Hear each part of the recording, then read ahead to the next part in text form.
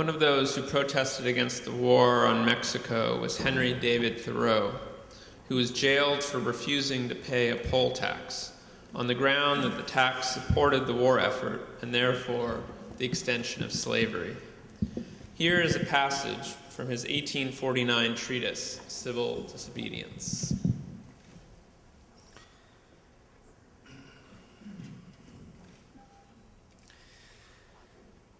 I heartily accept the motto that government is best which governs least, and I should like to see it acted up to more rapidly and systematically. Carried out, it finally amounts to this, which also I believe, that government is best which governs not at all. And when men are prepared for it, that will be the kind of government which they will have.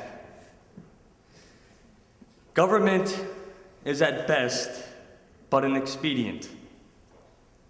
But most governments are usually, and all governments are sometimes, inexpedient.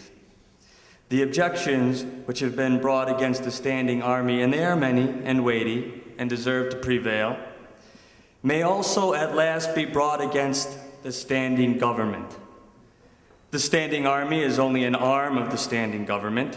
The government itself, which is only the mode which the people have chosen to execute their will, is equally liable to be abused and perverted before the people can act through it. Witness the present Mexican War. The work of comparatively a few individuals using the standing government as their tool, for in the outset the people would not have consented to this measure.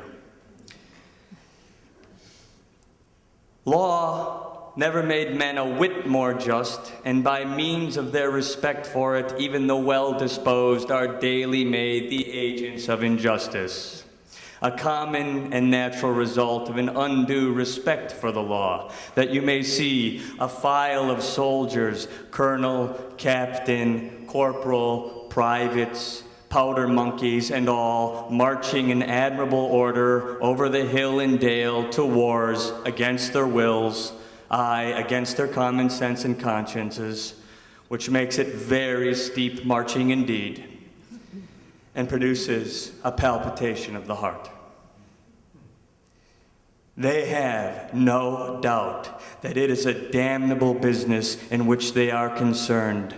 They are all peaceably inclined. Now what are they? Men at all? Or small, movable forts and magazines at the service of some unscrupulous man in power? How does it become a man to behave toward this American government today? I answer that he cannot without disgrace be associated with it.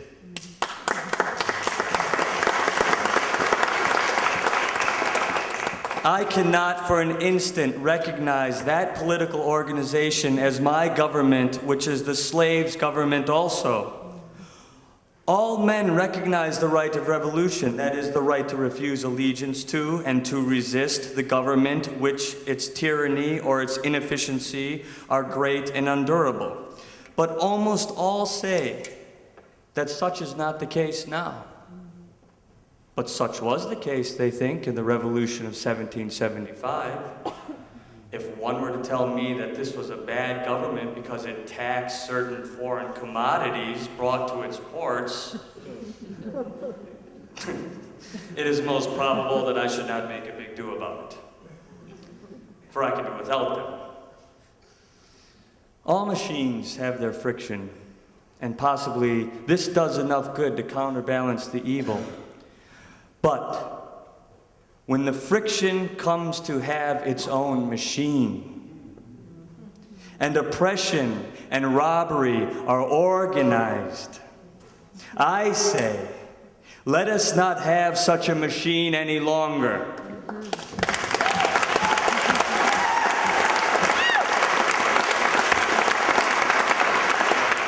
In other words, when a sixth of the population of a nation which has undertaken to be the refuge of liberty are slaves, and a whole country is unjustly overrun and conquered by a foreign army and subjected to military law, I think it is not too soon for honest men to rebel and revolutionize.